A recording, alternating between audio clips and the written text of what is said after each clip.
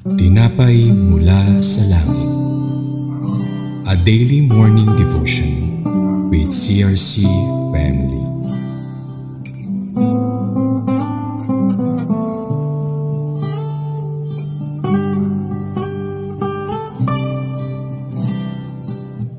Magandang umaga po sa bawat isa. Ako po si Sister Rihanna Jean Arsales from CRC Calamba Daughter Church. Samahan niyo po kami sa ating programang Tinapay mula sa langit, ang pang-araw-araw nating debosyon sa salita ng Diyos. Pero bago po tayo magsimula, samahan niyo po ako sa isang maikling panalangin. Dakilang Diyos na makapangyarihan sa lahat, maraming salamat po sa panibagong araw, panibagong buhay at pag-asa na ibinigay niyo po sa amin. Sa mga oras na ito, bigyan mo po kami ng karunungan at kaalaman upang maunawaan namin ang lahat ng nais mong iparating sa umagang ito. Kayo na po ang siyang manguna at patuloy na proteksyonan mo po ang bawat isa. Maraming salamat po. In Jesus' mighty name we pray. Amen. Ang atin pong devotion ay pinamagatang A Limit on Corporal Punishment na bababasa sa Deuteronomy 25:1-3. Basahin po natin ito sa NIV.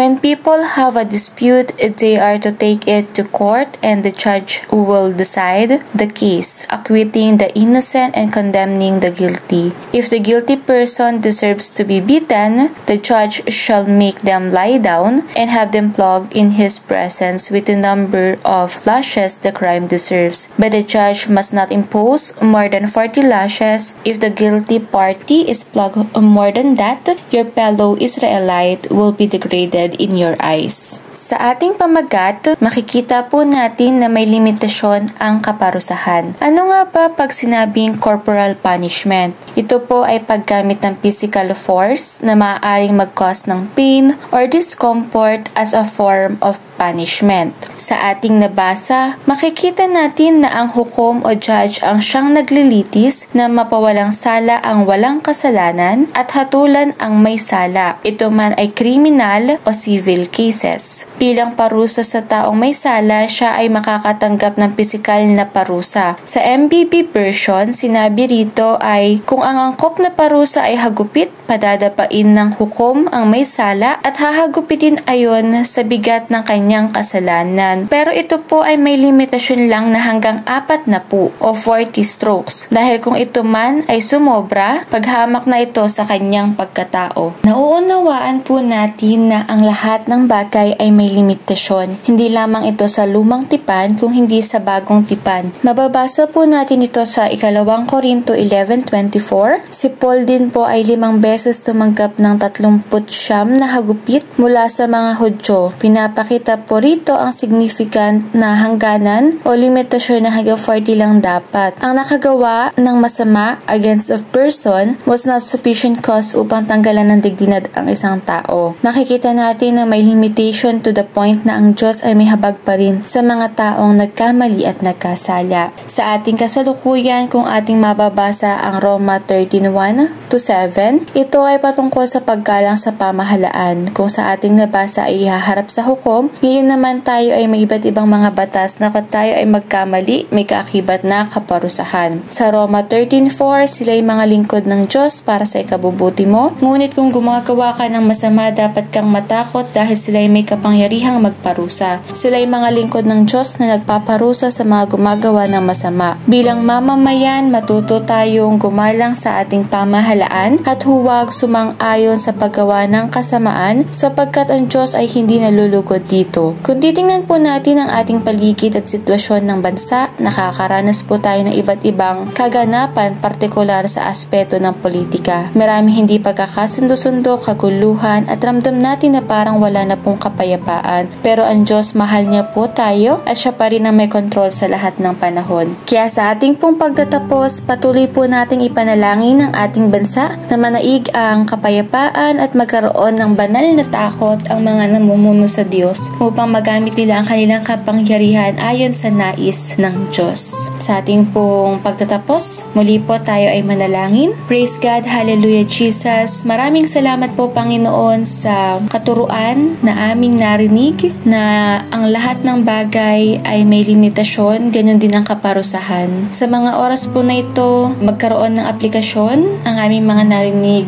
sa aming araw-araw na pamumuhay at dalangin namin na patuloy kang manguna sa aming bansang Pilipinas. Ikaw ang nakakaalam at may kontrol sa lahat ng mga pangyayari. Sa iyo namin ito pinagkakatiwala at dalangin namin na magkaroon ng kapayapaan at kaayusan at ang bawat isa ay magkaroon ng pagkakaisa sa lahat ng panahon. Kaya muli sa lahat ng aming mga gagawin sa buong maghapon, ang pag-iingat at proteksyon mo ang siyang manguna at patuloy na pagpapala ang ibuhos mo sa bawat isang tapat na naglilingkod at nagmamahal sa iyo, Panginoon. Maraming salamat sa iyo po namin binabalik ang pinakamataas na papuri, pagdakila at pasasalamat. In Jesus' mighty name we pray. Amen. Maraming salamat po sa inyong pakikibahagi sa ating programang Tinapay Mula sa Langit. Muli niyo po kami samahan sa araw ng bukas, 5:30 AM para sa ating pang-araw-araw na pagbubulay ng salita ng Diyos. Malaya po natin itong i-share sa ating mga kapamilya at kaibigan upang mas marami pa ang makapakinig at mapagpala ng salita ng Panginoon. Muli po, magandang umaga and God bless us all.